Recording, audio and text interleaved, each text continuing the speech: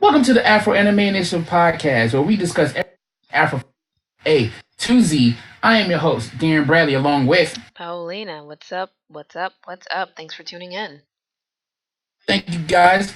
Follow us on our Facebook page at Afro Anime Initiative, Instagram Afro Anime Initiative, and also on our Twitter at Afro_AI. We keep up to date with all the things we're into in the community. And just holler at us, talk to us. And the most important one, follow us right here on YouTube at Afro_AI.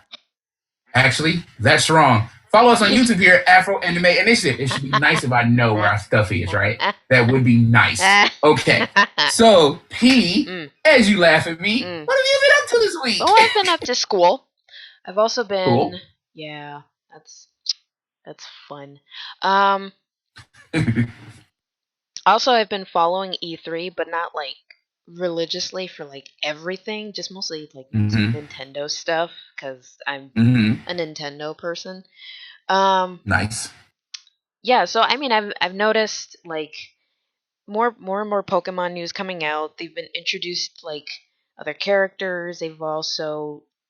They mentioned actually for Pokemon Sword and Shield that how in most of the games that came before between I think Heart Gold, Soul Silver, and Sword and Shield, they utilize this how you can transfer all your Pokemon from your previous versions to the newer The bank, games. right? Yeah, through through the bank, and then yeah, from the bank you can transfer them onto the newer games. But now they said that that's not going to be possible for this set of games because they said that um, one, there's already up to like God, what 800, 900 Pokemon since it first started. One, two, there's not eventually there's not going to be much space to transfer like all types of Pokemon because what they're trying to do is focus more on the graphics and rendering because it's going to be on the Switch, not the DS, not the 3DS anymore. Okay. Which is like not That makes even sense. which is going to be pretty much rendered obsolete pretty soon. And I'm Right. sad about that. It's like I don't know if it's going to still work. Oh my god. It probably will. Oh my god. Yeah. Yeah, like Keep it up. It'll still work. It's just no online stuff. yeah, that means I gotta buy like all the online games like right now. Yeah. Which guys, Yeah. there's like a Nintendo sale going on for select games though, up to 50% off, I think, or 20. I don't Nice. remember. I think it was up to 50% off for select games, 3DS and Switch, I believe. So there is a game I have my eye on, but I'm like dead broke. So one of the Zelda games. Yeah, I've been trying to. Oh, I'm sorry. Go ahead. Oh, continue. No, I think I'm done. No, see, I've been trying to keep. Oh, I've been trying to keep on E3. This year's E3 was super boring. Everything is coming out next year or a year after that, and it's like, okay, a lot of companies pulled out. It's like, What's the point? yeah. And Nintendo's presentation was super cool. Their directs are usually fun, especially this is the first year without Reggie Fils-Aimé. Yeah. And I like honestly the thing I was most excited about was something that again isn't coming out for at least a couple of years. Breath of the Wild 2. Oh my Everything god. else, like, okay, cool, glad that's there. But I wasn't excited about anything. So, it was another year of video games, and I'm most likely going to purchase some this year later, but I wasn't excited about E3 this year. I understand. Like with this, like for those of you who saw the trailer, there is a possibility that Zelda herself might be a playable character in Breath of the Wild 2, and I'm super excited for that because I've Thank been the waiting for this Lord. for so many years. Oh my Exactly, god! yes. Like finally, what? Like all the games are literally like named after her. How are we not Yeah. playing her as a character specifically? Plus, she has short hair and then she looks adorable, and I'm like, Yeah, and it's like, you see her in Smash Brothers, so you have the mechanics for her to wield some boss weapons and do stuff. Use the girl. Like, what are you guys doing? right. It's like nothing is gonna happen when you don't utilize Zelda. Zelda. Although I've enjoyed playing Link. There haven't been a lot of Zelda Yeah. games I've played, but with the ones that I have played and ones that I have yet to finish, he's a fun character to play. Like he really is. So I'm Yeah. looking forward to Breath of the Wild too. I really am. I haven't Yeah. played the first Me one too. because I don't have a Switch, but I'm gonna get a Switch and I'm gonna go dead broke by Christmas time, and I don't care because Zelda and Pokemon. Exactly. Exactly. Oh, And speaking, oh. Go Continue. ahead. Go. What were you gonna say? I was gonna bring up what I think you're about to bring up. Speaking of Nintendo, they pushed back Animal Crossing Yes. to next year, Yeah. and then in one day they lost $1 billion. I'm like, okay. Although, would that mean that now's the time to buy stocks from Nintendo? Yep. Oh Darn tootin'. shoot! I'm on it. I need stocks. Yeah. I need to do that. But it was just a shot. Like I know Animal Crossing was big, and I know like that genre of game style where you basically just living life and doing stuff Which is something is right super up my huge. alley, but I never play those games. Right. Like Stardew Valley. Mm. Like those things are huge, but it's like to lose $1 billion off of seeing something is coming out early next year. Early next year. Mm. Plus, you still getting Pokemon this year, and plus all the other odds and ends of Nintendo stuff that people are looking forward to. So it's like, how do you lose $1 billion from that one announcement? I don't And it's weird because a lot of people are also speculating that it was also because Nintendo didn't announce any new hardware, just know. software. Mm. But it's also like Nintendo said, we only gonna talk about games for E3. If anything else comes up, we'll do something else later in the year, around Christmas Right. when people will buy it. Right. And, Exactly. and it just kills me that people who invest don't understand those simple things. When the company themselves are saying, hey, this is what we're doing this year, or this is what we're doing for this one thing, don't worry, and yet you still worry and you use $1 billion. I don't get it. People are impatient because, understandably, they did keep pushing back Animal Crossing for a while now. So it's, I mean, it doesn't. $1 billion is still like what, but still, it's like, I mean, I understand the being impatient about it, but I mean, I guess we'll wait and see. I mean, I again, I've never played Animal Crossing. So, Mm-hmm. like I said, it looks like something that's right up my alley. Like maybe I'll give it a shot when it comes out, or I can buy the earlier versions of Animal Crossing and see what the hype is.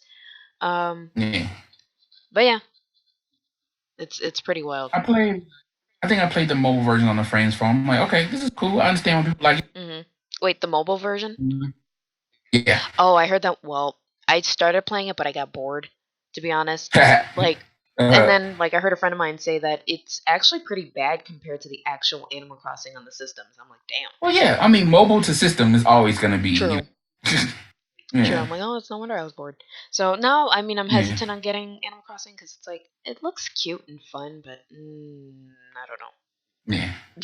I get you. Like, we'll put it like this. If I would try to start New Valley first and get it on Steam, probably for cheap in a couple of weeks, probably be a sale soon, and then see if you like that, you'll probably really get it. Oh, Stardew Valley. Yeah, start I New Valley. have that game. I started it. I've never went back to it. I played on it for like 3 hours, and it's so much work because you got to do Uh, so much to maybe, impress one person. I'm yeah, like, why? And then you got to work on your yeah, maybe, farm, maybe, and then no. yeah, maybe you shouldn't get Animal Crossing yet. I'm so lazy. It's like no. I'm okay with I'm okay with Pokemon. Like games like that, Mhm, adventure like I'm a casual gamer, but I'm into adventure games. I'm into like mhm. strategy games. Depending, I just need a variety in one game. That's just how I Right. am. If it's a game like Animal Crossing or Stardew Valley, it's like I'll get bored immediately. Because it's just you're literally just living your life, and even though they're eventually starting Valley, Hmm. you got to go deep to get to some of that stuff and do a lot of stuff to get there. Right, and I'm like, I don't have time for this in real life. What makes you think I'll have time for this in game? Gotcha. Like what? Like the requirements to get certain characters, like to date them and then eventually marry them. I'm like, I won't even do that stuff in real life. What? True. Like, there's nobody True. impressive enough for me to even do this. Even if I am impressed by them, I'm still not gonna go head over, bend over backwards to collect certain things that that specific person likes. You gotta meet them at a And then certain. make that meal and like, yeah, whatever. Yeah, I'm like, no, I won't even do that in real life. I'll do that maybe for myself, but that's it. That's about right. That's true. True. True. Love yourself first. Love yourself first, kids. Exactly. Um, but yeah, I think that's about it for E3. Um, we can. Well, okay. Actually, there's more news. I don't know if you guys are. I'm pretty sure you guys should be familiar with Miss Tracee Ellis Ross. For those of you, Yeah, no, we're gonna say that till later. well, how much later? What are we gonna? What else are we gonna talk about? Talk about maybe what I did this week. Oh yeah, that's right. You exist. What did you do this week, Jesus. Aaron? What I did this week as the other podcast. I've been basically going through a lot of weird stuff on YouTube. I don't want to say weird, but just fascinating stuff. Like, Like I've been listening to the 24/7 anime OPED mix on Crunchyroll collection on YouTube, and it is so intriguing. Just a bunch of intro and outro songs to anime. Some I've never seen, some of course I'm familiar with, and it's just like, good lord, it's just a lot, yeah, it is. but it's It fun, is. It sounds and it fun. goes from like shonen stuff to super girl magic stuff, but the music is just good, just good. Yeah. And I've just really been enjoying it. I'll just be randomly sitting here or working on something. I just put it on and just listen, and then sometimes I have to stop to be like, okay, what show is this from? Okay, I kind of want to look at this show now because of this Oh, song. that's cool. So I've been into that. I watched Into the Spider Verse again. I really wish people had went to see that more in theaters because it's a fantastic movie. And I think we talked about this before. How I said that if you're into Spider-Man comic books or just into Marvel history, it holds a lot. But if you're not into it, it might go. It just might not be as good as it could be. But just for the animation alone, just to watch it on the big screen, and like I said, I watch it, of course, at home. Hmm. But watching on the big screen, it's just a gorgeous experience. I just really had it. I mean, honestly, a That's movie like that though, I would probably have fun watching it in theaters, but I would prefer it on the smaller screen, either on the TV or the laptop. Reason being is because for me it's a lot closer and a lot more intimate, and I can see a lot more details. Because when you're watching a movie like that with that type of animation, that you could tell that there's so much detail, not even in the animation, but just Easter eggs. You might miss a lot on your first couple of viewings in the theater, but if you're watching it like up close, you can pick up a lot more. At least that's my personal experience. So yeah. yeah, I mean, true. Definitely, like, support in theaters actually wasn't bad, though, anyway. It wasn't very bad. It wasn't, but it's like okay, so you got Spider Man Homecoming came Mm, out. It comes out in the middle of a lot of the Marvel stuff, and it's just like performance wise, and then of course with Disney dropping stuff also during that Christmas holiday it came out. It's just like it could have just propelled to so much more, true, you know. true. And then it got the Oscar, and it didn't really get that big of an Oscar bump, and it's just like just certain things like you just wish people just saw more. Like whether you're into comic books or not, or if you just into film and just the gorgeousness of it. I wish more people had appreciated that. Like not even the Spider-Man stuff, not even Miles Morales, the Black Spider-Man, all the stuff. Hmm. Just for the actual animation, Right. True. That is true. especially with Disney pulling away from animation. Everything's mostly CGI. Like or they're going almost full throttle with live action. Is like just to appreciate animation on the big screen like that, and it's different. It's so different, but old school with like how they used to be in the old school comic books.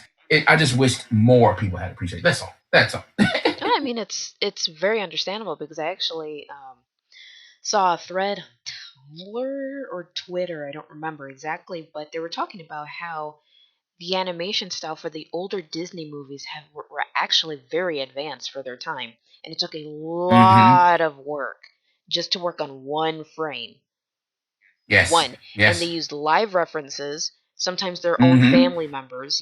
It's insane Yes. the details that they went into this classic animation style that Disney was well known for, and now they're making the. I don't know. I feel like Disney is trying to evolve with the times, but it's missing out on staying true to its tradition in terms of animation.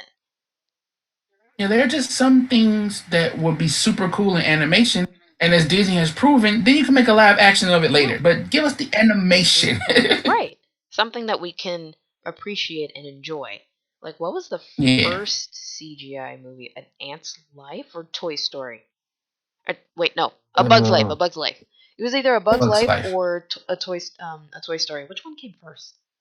Or did they both come out? I never could tell because they came out like the same time. Right. Because when Eisner left Disney, he basically that why Pixar was making that. Well, I mean, why Disney was making that movie and took it and made DreamWorks make whichever one the other one was. Pixar. Pixar. Pixar. Yeah, but that's what I'm saying. Like he literally just took the exact same concept and he dropped it the same. It was just like, and I watched both of them and I enjoyed them both. Oh, okay. Yeah. Yeah. Oh, I enjoyed I both. That enjoyed them both. Bug's Life was that was my movie. I wore out that tape. Yeah, I guess I just want to say, like you were saying, like those two. I'm not sure they were, but they were the ones that made the money. Yeah. Like they make money, and Mm-hmm. they're like, okay, this is the future Yep. now. Yeah. No, that's true. You're absolutely right. And that's how they, that's how we wound up where we are right now, which is fine. Yeah, But give us a couple of classics here and there.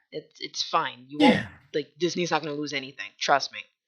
It's exactly. perfectly And fine like where I it is. said, and if you're worried about it, you can literally remake a live action later and make another billion. Mhm. So what you worried for? Exactly. People love the nostalgia. Um, So. yeah, I always love the nostalgia. Mm. And what else? Oh, another movie I saw, uh, Dark Phoenix. Oh, tell me about that because I knew it Uh, was gonna look terrible. It looked terrible. I really need to tell me. Tell me. so Tell me. Tell effing me. boring. You know what's so hilarious about this one? It's like they're saying it's not terrible, but it's just boring.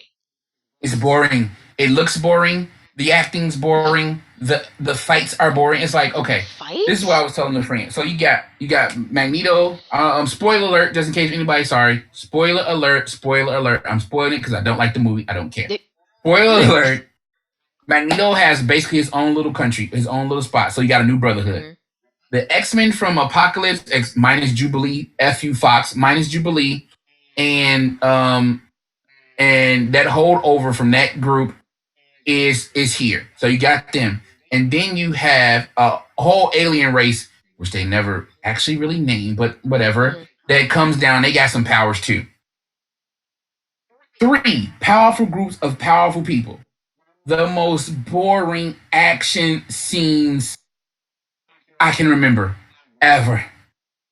Just plain boring. Even. Besides, the characterization was terrible. Oh Lord. Dialogue was terrible. You know, Jennifer Lawrence didn't want to be here. You could tell Michael Fassbender was sick of doing the same story. It's literally Magneto's same story from First Class again. uh, And the messed up part is they referenced that in the movie. it's like they know what they're. Ugh.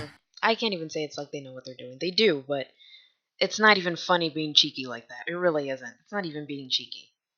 Like what? And It and wouldn't. It and doesn't no, but work that's if that's this series is bad. my next point. And somebody mentioned this. I'm gonna get into what I've been doing concerns Dark Phoenix, but going into stuff on YouTube, people talking about like you would think that this being the last, that even if Disney asked you to change some stuff, you would go all out to be like, hey, can I keep my job? And it feels like everybody's like, we don't care, and they put out the worst thing they could possibly do. It's like it's nothing there because, and this is the thing that even though I tried to give it the benefit of the doubt, I watched Apocalypse. I couldn't stand Apocalypse, but at the end of Completely Apocalypse, they are forgot in about it. their X. Yeah. But in the end of Apocalypse, they're in their X-Men costume. They're colorful costumes. So why the hell do we open up this movie and they're in just the most basic costumes you could think of? And they don't look cool. The main thing about the X-Men, because even people forget that the X-Men, Stan Lee himself was writing it. It got canceled. But when they brought it back, the first thing they did was make it cool.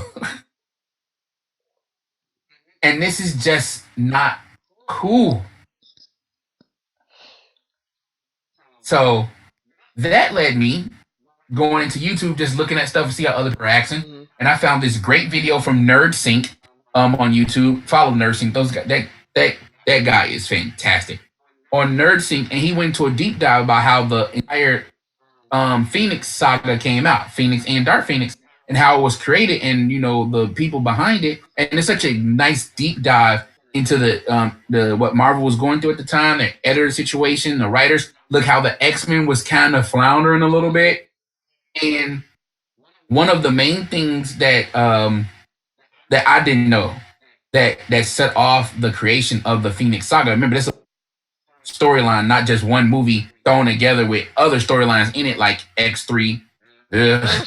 Um, and that this was the first concept. Let's take Jean Grey, a character nobody really liked and wasn't doing anything, and let's make her the Doctor Doom of the X Men. And that was the initial idea that kicked it off. I thought that was And fascinating it was. because the X Men at the time didn't have a Doctor Doom like character. They wanted to turn a hero into a villain and make that their Doctor And Doom. And then, like I said, it go ahead. honestly worked though. I was very intrigued by the Dark Yes, Phoenix saga. Even the cartoon didn't do a bad job of it. yes. Like, It's terrible that when the X-Men animated has video of that about the stuff and struggles that that series went through, how they came with a multiple arc mm. children's 30-minute storyline animated in the 90s covered more of the comic book stuff than these movies have with all this money. No, because I think with a smaller budget, you tend to focus more on the story, not the effects. But that's just me. True. No, true. But they bring that up in Nerd Sync when it's like, but it's also who thought kids would stick around for a multiple part series over weeks? And they did. Yep. Because it was compelling. That's exactly because it followed a lot of the book. They didn't rush anything. No. They followed the book over the course of time and introduced and anyway, go to Nursing, watch it. And then I got up to another one of my favorite YouTubers, Comic Book Girl 19, and she's re-releasing her Dark Phoenix video because it was first done in her series called Epic History of X-Men. But she took the Phoenix and the Dark Phoenix section, and she cut them up into smaller videos. They're about 10 minutes apiece, and they deep dive more into the story and the stuff that's behind it. But they retell the story, and you just see the little details that make that story so compelling. Why it's such a milestone in comic books. Period. Not just for the X-Men books, not just for Marvel, but in comic books. Period. It's the time they took to build stuff up. You just don't go from Jean to Phoenix. No, you see her going through issues. You see the X-Men struggling with stuff. You see her emotions, how she feels about Scott before you even get to Phoenix. Then you have her as Phoenix, the stuff she does, the adventures they go on, And even and her even trying to before figure out that this new though. power. But even before that though, she's been, the struggle of her trying to control her powers because even Charles knew just how powerful she actually was. And locked a certain That's all stuff that's thrown in after. Those are retcons. still I would like to nah. For me they're not retcons. Okay. No, I'm saying like in the original story, like none of that stuff was there. I'm not saying it's not. Okay, whatever. So they're going through that stuff and how as Phoenix, as she's doing her superhero stuff, then the things that happen that traumatize her that turn her into Dark Phoenix. None of that stuff is in the movies. None of it. She's there, she's crying, stuff happens, she's Phoenix. None of the other stuff is in there. The relationship with Scott, nothing. The struggles with the X-Men, like their actual struggles as a not in there. You get some of the Xavier BS stuff, but it's not fleshed out. Like, why would he? They say, well, she was too powerful. Okay, well, to show her how. As regular Jean, we never see her do anything. Nothing. And it's like, that's what makes it so compelling. Like you said before, compelling. You have those itty bitty little details. Just they just wash over. They just wash over. So, yeah, it was just boring. That's my week. Okay. Sounds like an interesting week. So So yeah, now that we're caught up on all of that, I think now we can talk about. I always mess up Joni. okay, so all right, so I don't know how many of you, I'm pretty sure a lot of you have heard of the show Daria or have at least seen it. It's a classic, kind of I think I don't want to say a spin-off. It's not a spin-off. But it's essentially I think around the same era or a little bit after Beavis and Butthead. And Mm-hmm. pretty much Daria is just like the teen of the 90s, like the apathy, the grunge, all of that. And there's a token black character named Jodie. Joni. Yes. I believe Jodie Landon. Yeah. Like yeah, the token black Mm-hmm. girl and now like the thing is, like, the thing with her is that she wasn't really like the token ghetto black character, but she was more of like the suburban type, who spoke like a white person and kind of, kind of had her ish together, considering she was a teenager at Mm-hmm. the time. So Tracee Ellis Ross is going to be voicing um, this lovely character and a spin-off of her post-college years and her first post-college job in tech and how she navigates that space, Okay. which is really cool. Nice. And it actually is like very good timing for actually what's really going on right now for a lot of black women and a lot of black girls. Mm-hmm. You know, so it's basically a commentary, um, just how a black woman just navigates tech and how she deals with her own personal life. And I'm actually looking forward to it because I loved Daria as a kid. I really, really did. Yeah. Hmm. Like I knew about Daria. I wasn't into it. I just knew people thought it was. I'm like, cool. And that was all I knew of Hmm. Daria. And like the humor was just like adult, but like teenage stuff. Like I don't even remember how old I was when I first started watching it. It was like late '90s when it came out.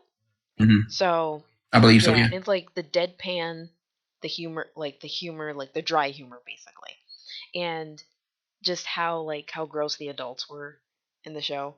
Oh my Mm-hmm. god. Um.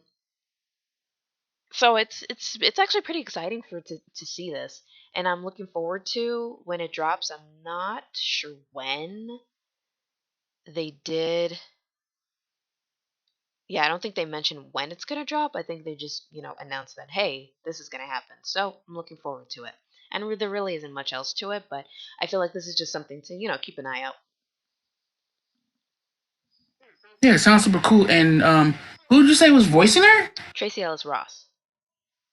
Right. The And I love what they're doing right now with Blackish, Grown-ish, and I always forget the name of the new-ish. But the third series that's spinning out from this, and she's fantastic on those shows. I don't even remember. I don't even remember that there's a third one. Spin. Okay. It comes out this fall, I think. Hmm.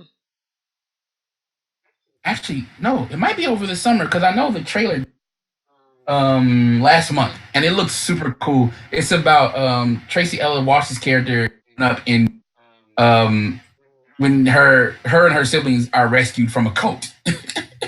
Okay. Yeah, so exactly it's a really cool spin. So Okay. I'm like her work in these three shows has been like Okay. fantastic. That sounds it. All right. I guess I have to look up. Wow, a cult.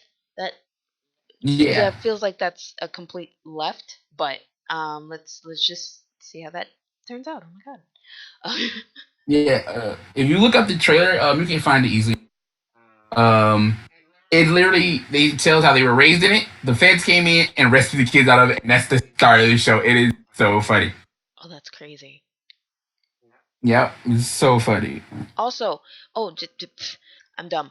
Also, Ross is also like the producer, like I think a co-producer of it, of the Hmm. spinoff. Yeah. So like she's behind it, and Oh, I'm all nice, for it. I really am all for it. That's when you know it's gonna be good. nice. Yeah, You know. well, yeah. Producers usually are the ones that be like, okay, we that's the ones you follow, and you realize it's short. Mhm. Yep. So. Right. Well, that sounds like super cool. I look forward to it. Like I said, I wasn't big into Daria, but I know its impact on a lot of stuff, and so I look forward to watching that. I'm absolutely looking forward to it too. It's actually, I don't know, like it's just something that'll just remind me of something I used to watch as a kid, though, or Yeah. preteen. Right. Well, speaking of stuff that we used to watch, on to our main topic today, the Boondocks are back. Sony Pictures Animation announced at their always mess this word up International Animated Film Festival that the Boondocks are coming back with original comic strip creator and original writer on the original series, Aaron McGruder. So the boss is back. The old production company is back. We're not sure about all the voice actors coming back, but we know the main man's behind it. And if you look at our thumbnail, that picture is the first official images from the Uh, show, and that's of course Big Huey Freeman. wait, the thumbnail for this recording? Yeah, No. No, I used another image. I thought I sent. No, I thought I sent it to you you. did. I didn't send it You to you. did. You did send it to me. I'll link it, but that's not what I'm using for the thumbnail. Oh, my bad. Okay, so but when we link that image to you, it's an image. It's a Japanese style, less American, but it's still American. It's like Japanese style artwork. Looks great. Looks gorgeous. And like I said, it's only the first one. It's a still image, of course. So, excuse me. So it looks cool. And again, if you don't know about the Boondocks was a comic book strip from 1996 to 2006. Again by Aaron McGruder. He penciled it, wrote it, and it's just basically the tale of Huey Freeman, his brother Riley, and their grandfather, just known as Granddad. Well, not just known as Granddad, but Granddad, and just their trials and tribulations as different aspects of black community and what they go through. And it's just super political, super funny. The animation from the original series on Adult Swim was great, and it looks like this series is going to be great too. Oh, I'm definitely Like once looking again, you forward see to the it. still image. I'm definitely looking forward Yes, to it. Like, especially with today's political climate. Oh my god, there will be a yes, lot of toes stepped on. I am looking forward to it. yes. Also, also, And everybody was just go ahead. actually, they did have one confirmation for a voice coming back. John Witherspoon, who voiced Granddad. Oh, Yeah, okay, yeah. So nice. they're not sure about Regina I like King though. Granddad's Yeah, they're back. not sure about Regina King though, because Right, she's got a lot on her plate right now, and she's a big Oscar star. right, Good for her. I'm really excited for her. right. Oscar winner, Yes, exactly. Yeah, like, hey, good for her. Like, I really hope she comes back though, cause yeah, because she did Riley and yeah, she Huey. did. She did both those Hmm. voices. Yeah. So we really hope she does come back. And I, And what I was saying, like the thing, this has become such like a big news story, is because Aaron McGruder wasn't on the last season of the Boondock, and you can yep, tell there was a dip in writing, a dip in the topics. It was just like, yeah. So him coming back, and it's like you said, especially in this political climate, the material he has to use, it should be fantastic. definitely looking forward to it. And if you just want to get a quick catch up, you can watch the series, of course. They're all you can probably find a few episodes wandering around on.